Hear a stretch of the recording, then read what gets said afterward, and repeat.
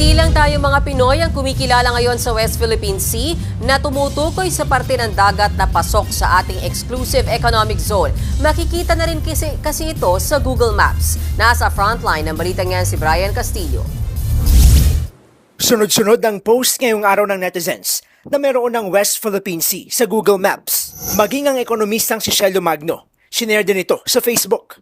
Nang tignan ng News 5 ang Google Maps, nakalagay nga dito ang pangalang West Philippine Sea na nakalabel sa malawak na dagat sa kanluran ng bansa. Katabi lang nito ang South China Sea. Mapapansin ding mas malapit sa West Philippine Sea ang Scarborough o Panatag Shoal na pasok sa 200 nautical miles na exclusive economic zone ng Pilipinas.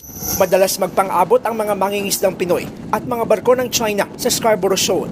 Wala pang detalye kung kailan eksaktong inilagay sa Google Maps ang pangalang West Philippine Sea. Pero base sa Facebook post ng page na Philippine Defense Forum, February 20 pa lang ay nasa Google Maps na raw ang West Philippine Sea.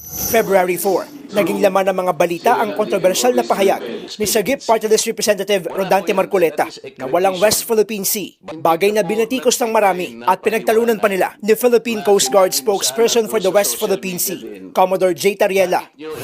There is nothing as West Philippine Sea.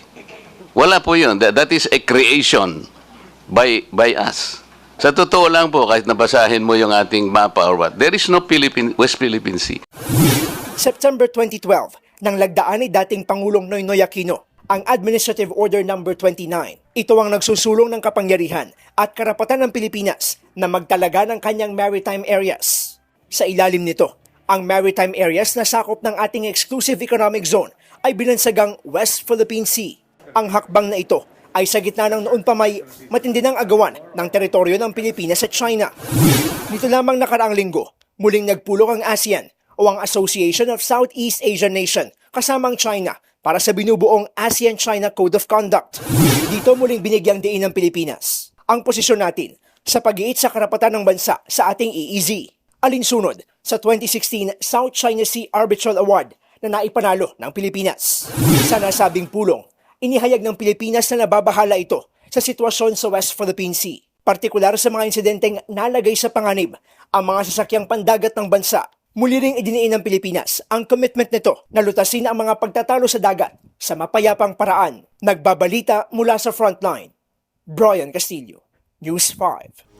Mga kapatid, may Los Baños po. Huwag magpahuli sa mga balita at impormasyong dapat ninyong malaman. Para sa mas malawak na balitaan at diskusyon, mag-follow at mag-subscribe sa social media pages ng News 5.